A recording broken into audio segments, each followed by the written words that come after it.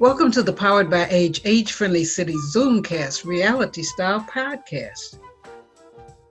We are movers and shakers, shaking up the old notion of silent, helpless, invisible seniors. This is a new series of podcasts funded by the City of Vancouver and the 411 Senior Center Society. As PBA AFC ambassadors, we raise awareness, share our original stories and poems, inform, advocate, and involve seniors in discussing important social issues. In short, these podcasts will help us, you, in creating an age-friendly city for Vancouver today, tomorrow the world. You can hear us everywhere podcasts are heard. Hello and welcome to Powered by Age. Powered by Age is sponsored by the 411 Senior Center in Vancouver. I'm Charlotte Farrell, your host, and today we're continuing to celebrate International Women's Month with the theme, Choose to Challenge. And so each of you have challenged life in different ways.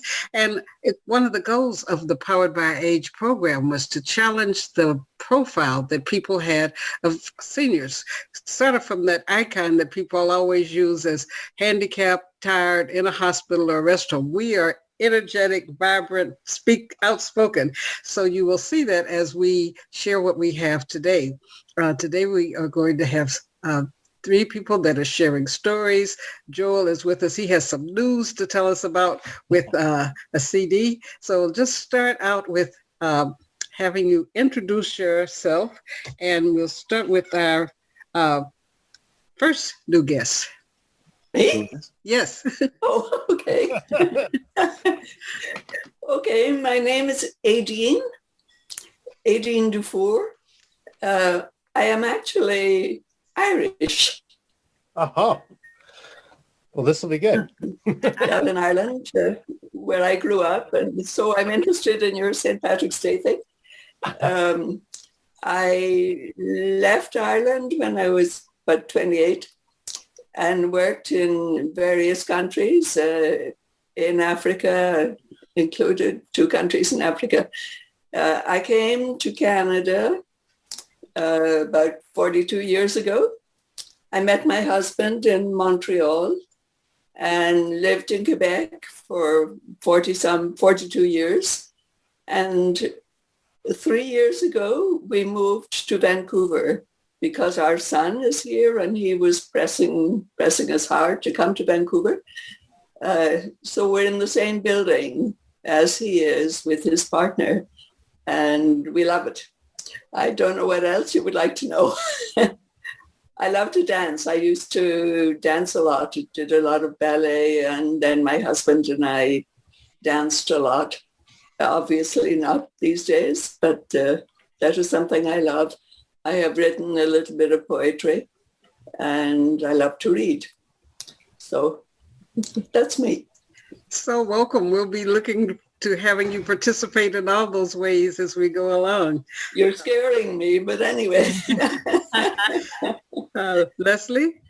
Yes, I'm Leslie Hebert. I live in New Westminster. I teach English as a second language online, and I am sort of a hobby writer. I haven't had a lot published, but I write short stories and poems and travel. And I'm currently working on a travel memoir of a trip I took to Japan a few years ago. And Leslie is one of those who has some of her work on our Powered by Age website. You can go to Powered by Age and you can look in the spin section and you'll see some of the stories, poems, interviews, and nice novel things that people have. Nancy? I'm Nansey Sinclaire, and I live on Vancouver Island, beautiful British Columbia. And I have tremendous passion for photography, writing, reading. I'm a perpetual student of spiritual development, or spiritual work and personal development. I love the outdoors and traveling, and a big passion for puppies, for dogs, and I have a pet sitting business actually related to that. So that's me. Thank you. Thank you. Nancy is one of the people that's going to be sharing a story with us today in our Choose to Challenge. Joel? I'm Joel. Briefly be here. I'm just going to, I've got to work on some stuff for next week. But yesterday was St. Patrick's Day, And as I was working away on some stuff, I found the CD that my sister and her husband had produced for my dad a couple years before he passed, where he got all his favorite songs, not all of them, he had many, but made an album of favorite songs and recorded it. And there's some Irish ditties on here that suit St. Patrick's Day, which is a big day in our family. And I figured as I was working away, I should put this up on SoundCloud for people to enjoy. And so it's up on SoundCloud now. And yeah, he's a bit of an entertainer locally, fisherman and teacher. There he is there. And I kind of take a little bit to him in terms of the singing side of things. So I figured this would be a good little introduction to my dad and Luke's granddad, who's a bit of a character around town. And yeah, that guy that would get up in a bar and sing Danny Boy and keep the room quiet while he was up there delivering his oratory style. So I hope you enjoy it. I will put the link in the chat and away you can go with it. So happy St. Patrick's Day, a little bit delayed. Maybe you can say the link for our people who might be listening and won't see our chat. Yeah, so it's soundcloud.com and search Doug Flynn's Desolation Sounds, Volume 1. Great. And yeah, there's some good items on there. And you can get a bit of the backstory of how it came to pass, I think, in the description. And yeah, everyone finds this CD every once in a while and pulls it out and, oh, I was listening to your dad's CD. And it's a funny little thing, but it was a good thing for us to do. And you know what this means? We have people within our group who've been doing interviewing, and some are practicing interviewing other people. So Leslie or Chris or someone of our group might interview you about your dad. So that backstory can be a part of our spins collection. Sounds good. And you can get Luke in it, get him talking away on That'll be character. Great. Chris? Right. So I'm Chris Morrissey, Irish name. Comes from somewhere back in my family, even though I was born in England. You can, those who are on the Zoom can see I'm wearing a T-shirt that has a shamrock and a rainbow flag. My partner was born in Donegal, and so in her honor, she died about 5 years ago. In her honor, I always have to have shamrock for sure. I live in East Van. I belong to Quirky, the Queer Imaging and Writing Collective for Elders that we have out of Britannia Community Center, out of the Senior Center at Britannia. And I do some writing. I'm working on pieces of writing that, if I ever get them put together, will become something of a memoir. Right now, they're just short pieces, all written different times of my life. So who knows, maybe one day it'll be one piece of writing. Okay, and I hope we'll be hearing one piece of your writing today as we're doing our stories. Nansey is going to be sharing a story with us today, and we heard about her pet business, and some people were inspired by listening to that they could find something that they love to do and turn it into a business. So right now we'll hear our first story from Nansey. Oh, thank you. Yeah, choose the challenge. That was a fabulous topic. I found it quite intriguing. So one of the story I'd like to share was, as we all know, 2020 was certainly the year of vision, and it brought lots of challenges for each and every one of us, like not locally, but worldwide, globally. And 2021, it has started a very similar way, with a lot of positive movement forward. And so I decided to challenge myself in a new way for the start of the year. And I decided to take some action based on some awareness that I was observing in my life. And it had to do with how my body was functioning. And I kept deeming it that I was being fumbly. I just felt like I was fumbling often, all the time. I was noticing that I was dropping things. I was having a difficult time lifting things, opening things. I was observing how many times, sometimes moment to moment, anybody would listen or anybody was in the area. Like, what did I do with my glasses? Where are my glasses? And it had been really frustrating for me, going from having 20/20, this perfect vision for most of my life, well, after the last couple of years, having to wear glasses to see things up close, whether it was the computer, turning the laundry machine on, phone numbers in my phone, emails, documents I'm typing, the labels on spice jars or recipes if I'm cooking. And just without my glasses, I just wasn't able to see anything. And I also started to notice I had a lot of discomfort in my hands and my fingers, my right hand, middle finger, my left thumb, left wrist, and sometimes in my shoulders. And I'd have these moments where I would feel tired for what seemed like no apparent reason. And I thought, well, it wasn't making a lot of sense to me because I exercise, 6 days a week. I do a boot camp every morning. I hike a few times a week. I walk every day. I do Pilates a few times a week. And I had my blood work checked out. I thought, well, maybe I'm running low on something because I don't tend to eat meat. And anyway, that all came back flying colors. And I thought, okay, it's still not making any sense to me. And I've been introduced to watch an introduction to personal development, overall personal development program that somebody was introducing.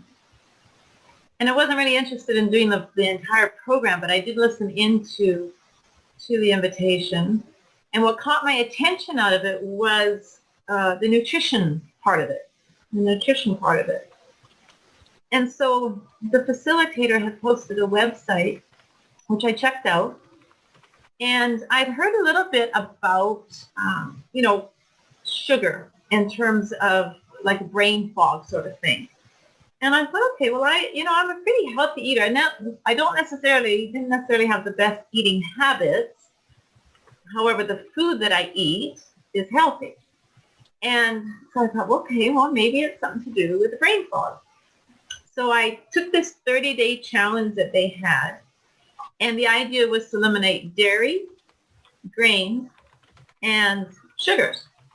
And I don't, like I say, have a lot of sugar in my diet to start with. But then I started to realize and research there's a lot of hidden sugars in things. So I started wondering, well, if I eliminated these things, would I start feeling better? Would I have more strength? Would my strength come back? Would I have more clarity? Would things just be easier? I just was really, really curious if maybe the sugar that I wasn't aware of was affecting my body more than I had realized. And so for the first couple of weeks was definitely the toughest because I was really mindfully aware of my thoughts around when I wanted to eat, what I wanted to eat. I was noticing what I was eating, and I started to realize how much of a habit it was. And one of the things that I was to eliminate was dairy. Well, I'm really big on cheddar cheese in particular. I could eat cheese all day long.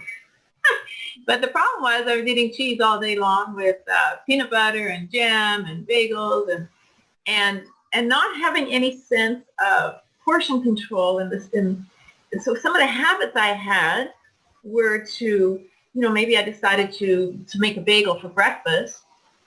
So I would put the bagel in the toaster, but while I was waiting for the toaster to pop, I was having a mouthful of peanut butter and not even considering that, how many calories were in that mouthful of peanut butter. It never even occurred to me. I didn't even know how many calories were in a chunk of cheese. So I started really paying attention to what I was eating, why I was eating, what was triggering my need to eat. And one of the things that I noticed in particular was just the habit of seeking that satisfaction. Because everything that we do, regardless of what it is, we're always seeking to feel good. It just doesn't matter what it is. That's the bottom line. Everything that drives our passion in whatever sense it is, and and completes that fulfillment for us in a moment is driven by the desire to feel good. And what I started to notice as well is I have, when I would be at my daughter's home to spend time with them in the capacity of being their mom, but also in the capacity of being their care provider to provide their physical and personal care. And once a week, I sleep overnight and I do what we consider the night shift. So I'm staffing for them, but as well as being mom. And we have wonderful evenings. We sit and watch movies. And what I became aware of is often the thinking I had about wanting to have something to eat and the time of when I was wanting to have something to eat. And then I went a little bit deeper. Well, why was I wanting to have something to eat? And I figured out it was a coping mechanism. It was a distraction. It was a deflection. It was kind of a fight or flight mechanism that was kicking in to build me up to the events or the tasks that I would have to do to provide the care for the girls. So they needed to be lifted or transferred or changed or whatever it was. So whatever was going on in the back of my mind in terms of any feeling like it was going to be overwhelming, it was going to be demanding, maybe a sense of frustration, a sense of it was a nuisance or it was inconvenient or any sort of, unassociated, like I say, really unconscious thinking about any perhaps resentment or anger, frustration, whatever it was, the activity of making myself something to eat was buying me time. It was a distraction. It was a deflection. And it was attempting to fill me up in a different way. And like I said, so the first 2 weeks were really the most difficult, but I became so aware of, oh, this is my habit. I want to get up and I want to go and make something to eat. And then I would stop. Well, what is the next thing I ought to be doing? And why is it that I'm thinking about food? We'd be sitting and watching a movie and having a wonderful time. And we had already had dinner and I wasn't hungry at all. But I was the observer. I watched my thoughts. Oh, interesting, Nansey. You're thinking about making something to eat. Oh, interesting, Nansey. You're already feeling and having that sensation of the food and the taste in your mouth and you're feeling good. But what is it that's triggering that thought? So I very purposely started changing those thoughts and would replace them with something else. And I would stop doing those things. I would take a breath. I would become aware of my thoughts. I would change it into something more positive, something affirming. I wouldn't follow through with those habits. And I found during the process of the whole thing, because through my boot camp, they offer some nutritional advice, and I started finding replacements because I'm vegetarian for the most part anyway, but I didn't realize that there were replacements for things like cheese, plant-based replacements. So I started eating that instead, paying attention to how many calories are in it. I started really reading labels and looking for hidden sugars. I didn't buy anything for over 30 days that had any additional sugar in it whatsoever. But what I figured out is eating that replacement plant-based cheese product gave me that same gratification, that same oral gratification. And I ate a lot less of it. And it was really, really a powerful thing for me just to become so aware of what my thoughts were, what they were associated with. And I started doing some forgiveness work even deeper and deeper than I had before. Once I started bringing up all these unconscious thoughts and beliefs that were driving a lot of my behavior and habits, and I really recognized the habits of them all. And I had times in the past where, I had not eaten bread for, say, a month and hadn't noticed any changes. So for me, it was a really, really a powerful experience. And so people around me kept asking, well, what are you going to do at the end of the 30 days? Are you going to go back to the things that you were eating before? And so the program suggested just transition, just incorporate things a little bit at a time, a day or so, and then pay really close attention, of which I did. I haven't gone back to eating bagels. I haven't gone back to eating cheese. And I've been very, very deliberate, noticing, okay, I just need, a half a teaspoon of jam that doesn't have sugar in it, as opposed to, a chunk of it or whatever. And I didn't go back to eating a lot of those things. And what was interesting too is that my former husband had said to me the same, well, what are you going to do? And at the end of the whole thing, we should celebrate, and I'm going to offer you some pecan pie, because pecan pie is one of my favorite things. And I was like, oh, I don't know. Anyways, we got to the end of the 30 days, and he bought a half of a pecan pie. I cut a little quarter piece of it. I shared the little quarter piece with him, had the taste of it. And for me, it was kind of like Chinese food. You eat Chinese food, it feels so good, it tastes so good. You eat it and you feel full, and then a half an hour later, you're like, oh my goodness, I want to have that experience again. I'm going to fill myself up.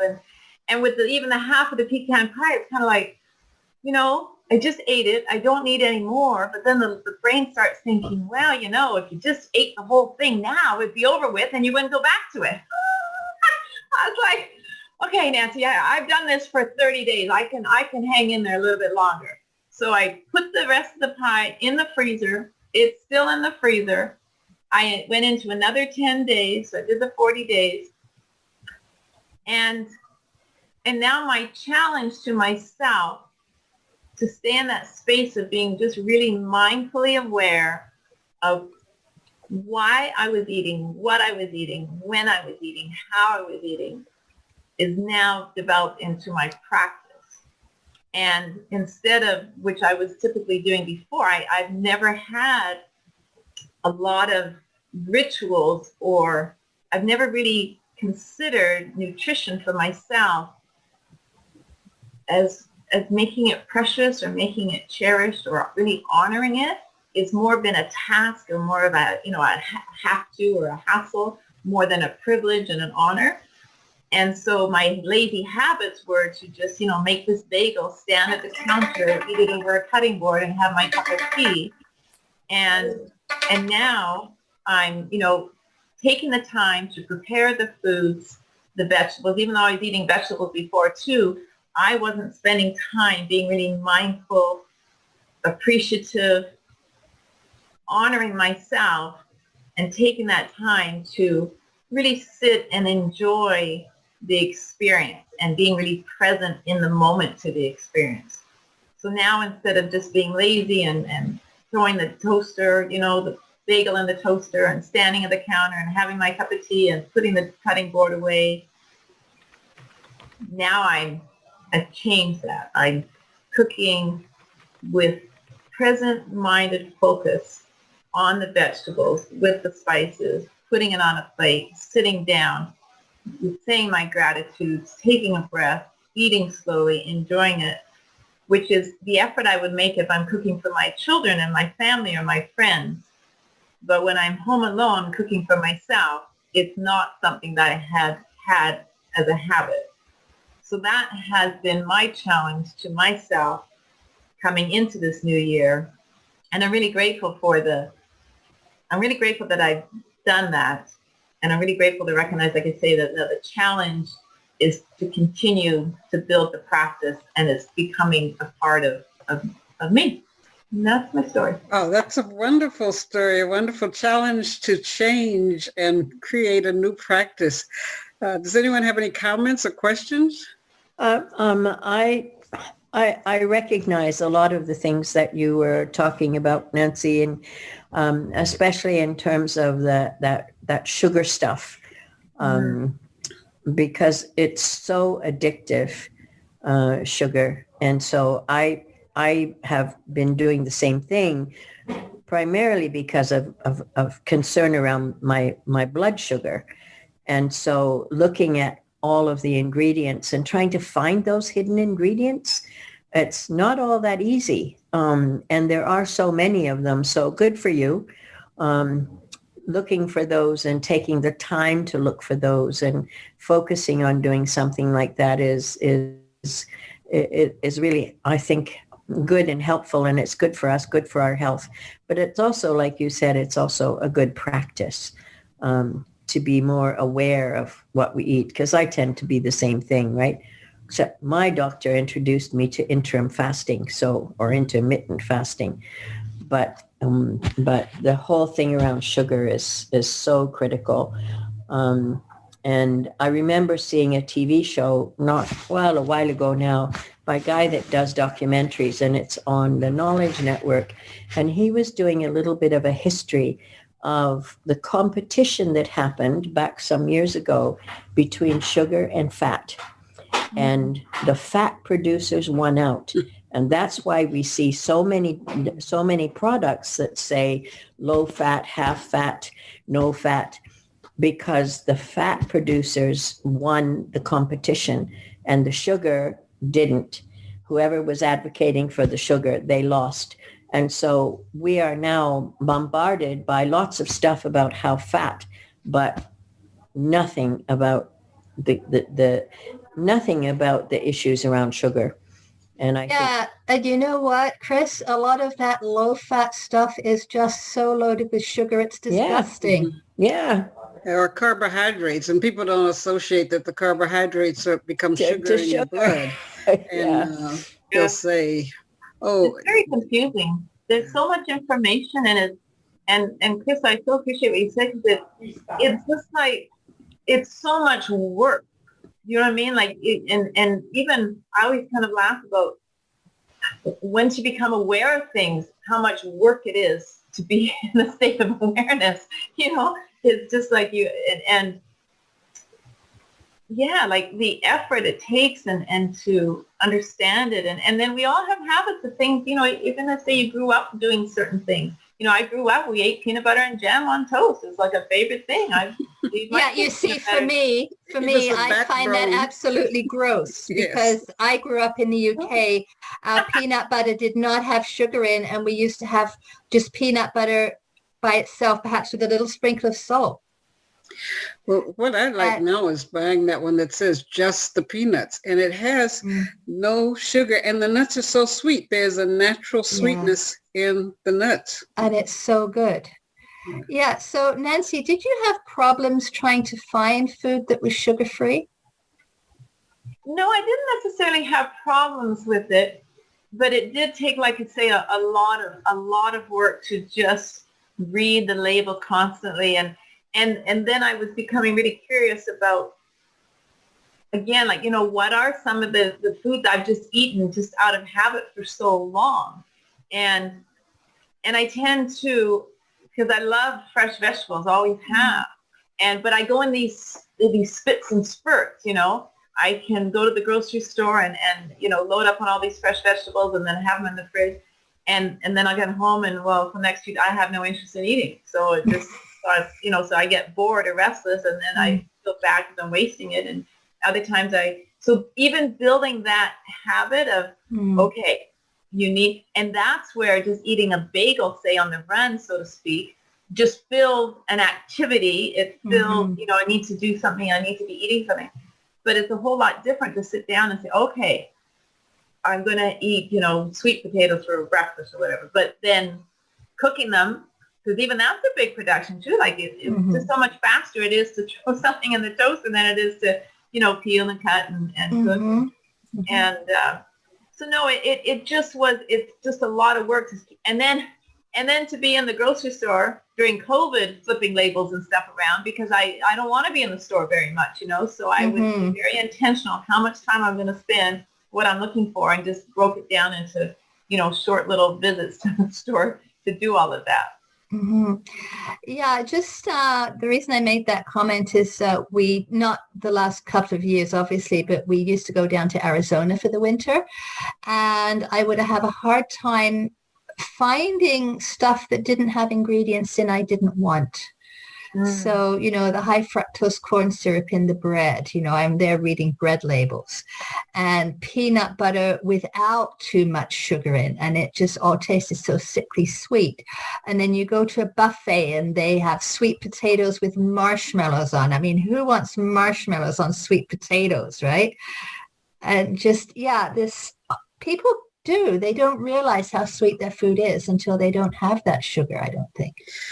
Well, like Chris said, all the marketing, and because if you think about it, like BC Sugar, I mean, if you follow their marketing, sugar is good for you. Sugar, there's it's a positive thing, right? So it's and we are, like you say, we're being bombarded so much with and the culture's different. In the U.S., it's big into buffets, and but there's huge issues with obesity, and then it all connects into the pharmaceuticals, and you know what I mean. It's just all connected. Just feel good, and they're not really paying a lot of attention to the nutrition aspect of it. So lots of habits for sure. Yeah, I think a growing problem here. Oh, go ahead. Okay, no, I was going to say I can relate to what you were saying about Arizona. We used to go to Florida, and it was the same thing. And I've had neighbors say to me, I don't really like sweet things, except of course in the morning. No. And the other thing that I could relate to, Nansey, was the mindfulness about what you're eating. I have been trying over the past few years to do a mindfulness meditation in the morning. And that has really helped me to be aware of what I'm eating, of what I'm doing. I am not trying to go sugar-free. I try to be attentive to how much sugar and to be careful about things. I have cancer. But I've had a form of cancer over the past few years, and I am very aware that sugar is the very worst thing I can have. So I am very careful about sugar. But that was very, very, very interesting. I enjoyed that, what you said. Oh, thank you so much. So what differences have you noticed in your health? Well, you mean because of the cancer? No, Nansey, question for Nansey, since you went on the eating challenge. Well, it's funny. It's funny too, because what I did notice is I didn't go back to bread or bagels or anything, or cheese, but I did introduce some, it's a flatbread, a sunflower organic bread that I've had before. And I did notice that my right finger started to act up a little bit again. And so really interesting, just bringing something in and taking it out. And I didn't realize that eggs aren't a dairy. I just always assumed, and I guess most people assume because they're in the dairy department, right? Most of us think that they're. So I was happy about that, and I eat them occasionally. But I did notice, like I say, that. And it was interesting to notice, like, oh, gee, my hand hasn't hurt for a while. How nice is that? But then when I did start introducing that flatbread, whatever it's called, and like I say, it's just made with sunflower seed, that my finger got a little bit more sensitive. And I don't necessarily, so I think what I figured out from it, that it wasn't a brain fog in terms of my definition of it based on sugars and that. I'm still staying away from them and being very aware of that. But I'm also always curious too about my thoughts, because I'm a big believer in my thoughts manifest into my body, what's going on. But I'm really happy that I went through that challenge. And it's interesting because our bodies just get used to things. So when we don't have it any longer, there's no interest to go back to it, so I haven't had a thing of thinking, gee, I'd really love to go back to this. And even the cheese, like I said, I was just like, I didn't even realize how much cheese I was eating, and I didn't think I'd be okay without eating it, and it's even that psychological thing, even just a little chunk of cheese, that texture, the sensation, whatever it is, and then I'm able to say, okay, I would just like one little piece of cheese, and then that's it, and I might not have it for another week. But just breaking that habit of things, and like I say, for me, it was making that connection. What was the trigger? I was trying to either create an activity, I was either trying to avoid something, deflect something, absorb something, whatever it was. and just staying in that space of, oh, okay, what is this about? And just watching my thoughts and continuing on with that. So for me, it's been really powerful. Yeah, I had a similar experience with eliminating sugar, but I'm really happy that you identified with TV what is the thing that's happening that's causing the craving, because with being shut in or limited activities, I have been doing a lot more writing and speaking, but this room connects to the kitchen. I mean, it's just a short walk to the kitchen. And I have gone in for a pen, or I've gone in for, to take a walk out to the back porch. And I always come back with something in my hand. So I've started noting the times that I went in for a colored pen, or I went in to give the cats something. And I also got a little pinch of this or a little pinch of that for myself. And with the sugar, raising my children for economy's sake, a lot of times I bought store brand labels. I also bought it because in working in public health and working in nutrition, we tell people the grocery stores or manufacturers, they produce pretty much all of the same, they have vats, they make peanut butter, and some they put more sugar in, some they put this, some they put that. But under the stores brand, often it's the one that may be more nutritious. Well, I've noticed the one that's called the yellow label, no label. And it says we have everything except 10 things that are not good for you. And I've been finding that peanut butter has no sugar. The calories of 90 tablespoons or 60 tablespoons compared with some of the other brands that have got multicolored labels and say that your choosy mothers would give you that. It has a lot of sugar, and it's got some other stuff, stabilizers. I say for a label, if something has more than 5 ingredients, then you probably don't want to have it, because the other things have got 3 syllables, polyunsaturated molybdenum or whatever. So I think it's really good that you've increased your consciousness about labels. And for other people, I really have been happy with the taste of some of the things that are under the PC brand or no label, yellow label products, because they don't have a lot of added things. Consciousness, but each of you have talked about consciousness. We have one person that was very active, Emily, on our podcast. She's creating a course now, and she's been off for a few weeks, but she talked about mindfulness. She's also a 10-year cancer survivor and has linked the changes that she made in her diet with having things that don't have added color or added other additives, with helping to keep her from going into remission. So thank you for sharing that story, and thank you for identifying that process. I should think about, sometimes I've got something to write, but I'll just go get a little something. And I have a little space back here for cups, and a little space back here for this and that. And then I'll think, oh, well, that was good. Maybe I'll just have a little bit more. So I think I will do that, keep a journal of all those times that I was perfectly fine, but this little suggestion came to mind. Oh, it would be good to have a little bit of jam with that, or it would be good to have a little bit of meat with that. Why have just plain, whatever. So thank you for sharing that story and information. Oh, thank you. Chris, your voicemail is full.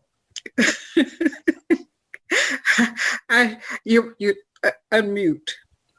Yes. Chris. Oh, yeah, your voicemail is full. My voicemail is full because that you're probably phoning my landline, and I'm not at home. Okay. Because since December, I've been between the hospital, between VGH and now Holy Family. So I don't have access to my answering machine, so I can't delete them. So I see. Well, maybe email me your phone so that I can call the right number. Yeah, I do have a cell phone and I have it with me, but I don't have access to my landline. So, and I know it's full. Many people have told me it's full.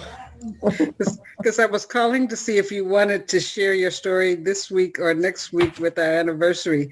Chris has a cliffhanger story from the the new publication that Quirky has. Do you want to mention a bit about the publication? So I'm part of Quirky, which is a queer imaging and writing collective for elders. And we've been around now, I think, I'm not sure if this 14th year or 15th year.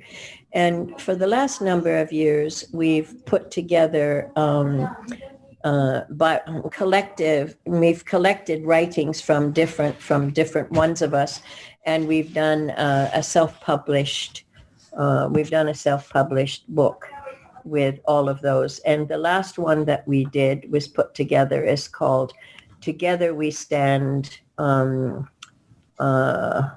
think it's Queer Seniors Speak Out. And I have a piece in that. I have a piece here. I don't think maybe it is the same one. I have a piece here that I have ready that I can read. And I think it might actually be the same one. So if you want, I can read that. Yes. Okay. So my challenge, or what I'm reading about, is very different from what you shared, Nansey. Oops, I just have to go back I have to find it now here. So my story takes place a good number of years ago now. In 1992. And it's a story about, I've got a bunch of ones here, but this is a story that's part of the challenge that my partner and I found it. My partner and I were engaged in with respect to legislation, immigration legislation. So it's called Walking in History. Vancouver's award-winning architect, Arthur Erickson, is responsible for the Law Courts, a striking building in the center of downtown Vancouver. Bridget and I enter it. I glance around and see a preponderance of steel, glass, and concrete. The color of the carpet underfoot is as deep as burgundy wine. Someone greets us at the entrance. Together, we wait at the back of the hall. Several hundred people face the platform rising above the floor. Someone is speaking to the crowd. Sven Robinson, Canada's first openly gay man elected to Parliament, is at the microphone. The crowd listens attentively.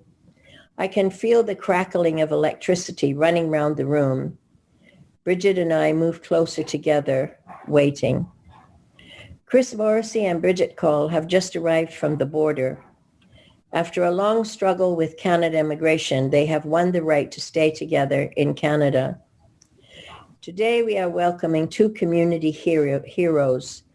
Let's welcome Chris Morrissey and Bridget Call. Thunderous applause rises up from the now darkened sky above the skylights. Everything is a blur. I put my hands up to my face. My glasses are still there. We are guided to the steps. As we reach the top step, I hear Sven saying, "Should have known better than to take on two ex-nuns." The crowd roars again. I can't believe it. Oh God, we are being outed again, and in such a public forum. We've been so publicly lesbian during our immigration journey. Coming out as a lesbian so far has taken me many years. Now, with one wave of the wand in Sven's hand, our new old secret is out, just when I was feeling as if I had arrived home. We approach the stage and are greeted by Sven and Barbara Finley, the co-chair. We had agreed to go to the border in the morning. Bridget would become a permanent resident of Canada, and we would drive directly to the conference at the law courts. I don't know about you, I said to Bridget the day before this was about to happen, but I'm feeling very nervous. What if immigration finds out what we are going to do? Do you think they could stop your becoming a permanent resident? I never thought about that, Bridget replied. What do you think we should do? I know. Let's go to the border in the morning and then go to the conference. What if we go the day before? Nobody needs to know. I like that. Let's do it. And we did. So it wasn't the same piece that I had read from the book. It's a different one. No, that is good because it builds us up for next week getting to the trip, the border, the bus trip. A technique that they used when they were launching the book a couple of weeks ago was people gave their story and they got you right to the point of an action. And then they said, and to find out what happens, you can get the book at. So I thought it was very clever. Does anyone have any questions or comments for Chris? I'm just wondering, Chris, what were the specifics of the legislation changes? So when we began this whole journey, the immigration legislation was that heterosexual married spouses could sponsor a married spouse and dependent children. And they were the only, it was a very specific nuclear family. So Bridget and I filed a suit in federal court alleging discrimination on the basis of sexual orientation and family class. And eventually the legislation changed. The story I just read was 1992. The legislation, we worked, and eventually the legislation was changed in 2002. So it took us 10 years. And now the legislation reads that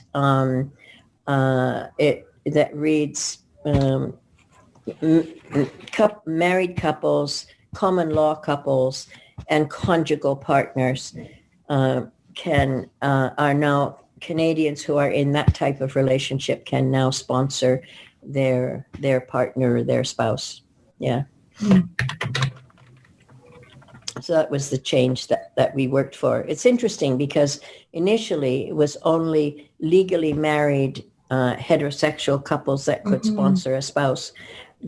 Even heterosexual common law couples were not able to be sponsored.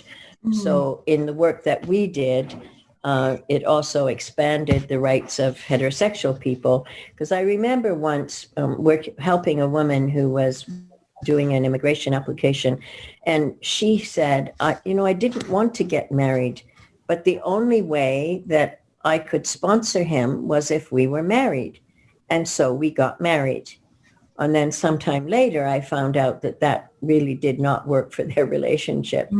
So the legislation forced them to get married in a situation when they really didn't want to. So our challenge was that the immigration legislation needed to change to recognize different types of relationships. Chris, I was looking at some of the requirements for people who want to sponsor someone. It seems like there's also an amount of money that you have to pay. So in order to sponsor a spouse? No, you actually have to demonstrate that you can support the person that you're sponsoring for 3 years. So it's more a question of providing that enough information so that the immigration officer is convinced that you will in fact be able to support that person. In other words, the person will not go on welfare. I mean, that's the bottom line. Now, we've argued, and I've been involved because I was involved in working with women in transition houses before. We've argued that in abusive relationships, that requirement needs to be left aside, so that a woman, for example, does not have to stay in an abusive relationship in order to maintain her immigration status. And so that we did manage to has happened a number of times. So there's a regular application fee that everybody has to pay for the application. That I think it's still $550 to actually make the application. I think it's actually closer to $1,400 because I have some other friends who, in coming from the States, and I don't know whether it's just too many people started coming when there was a certain person in charge. But the amount that I've seen on some paperwork was $1,400 that the person had to pay. Well, there's different amounts that you pay for different categories. So different kinds of immigration have different fees. But unless, I haven't looked recently, but I know that until recently, it was only $550 to sponsor a partner or a spouse. That was the application fee. And then there is something called a right of landing fee. And that was $475. So there are those two fees combined that certainly makes it more, but sort of around about $1,000 between those two. And then of course you have to have a medical that you have to usually pay for. You have to have police checks that you have to pay for. So, it does add up for sure.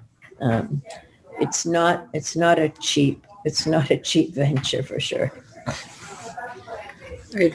I think at another point we're going to discuss that, or within the 411 Center is a referral source for people dealing with immigration, financial, and other matters. But one of the things that's happening with some seniors, if they were sponsored to help care for children in a family, and now the children are out of school and staying with their parents, there's some people that have been just kind of left in a loop or at risk of having to go back to their country of origin because they don't have the continued sponsorship by their family as an elder caregiver. No, I think that's a different issue in the sense that there is a category for sponsoring parents and grandparents, and that is a permanent immigration.